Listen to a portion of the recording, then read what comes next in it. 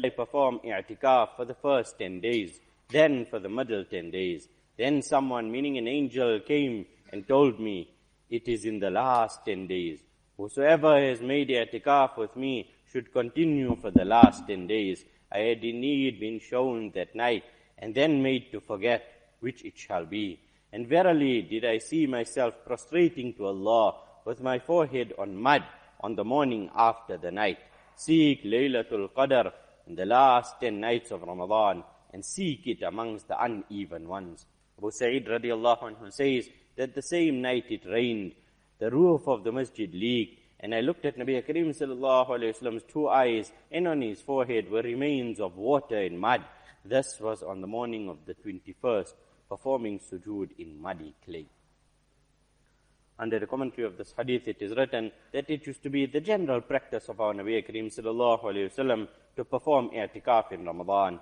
At times, Nabi sallallahu alayhi wa sallam would remain in the masjid for the entire month, and during the last year of his blessed life, he was in i'tikaf for 20 days, because he always secluded himself in the masjid for the last 10 days. The ulama consider it sunnah muakkada to perform i'tikaf for that period.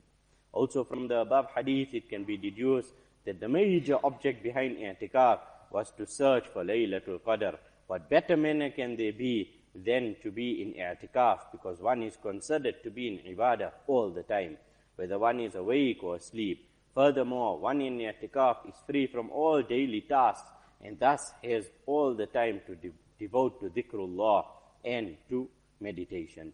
Throughout Ramadan, Nabi Kareem sallallahu alayhi wa sallam exerted himself and increased in his ibadah. And when the last 10 days came along, he had no limit in exerting himself.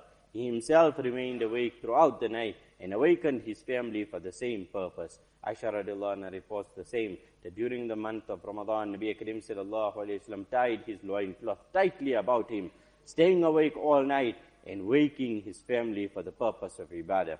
Tying his loincloth tightly about him means that either he knew no limits in exerting himself in ibadah, or that he gave due importance and performed ibadah and avoided all forms of physical contact.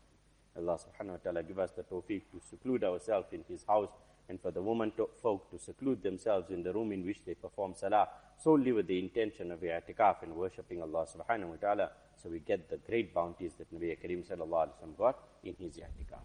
Subhanallah.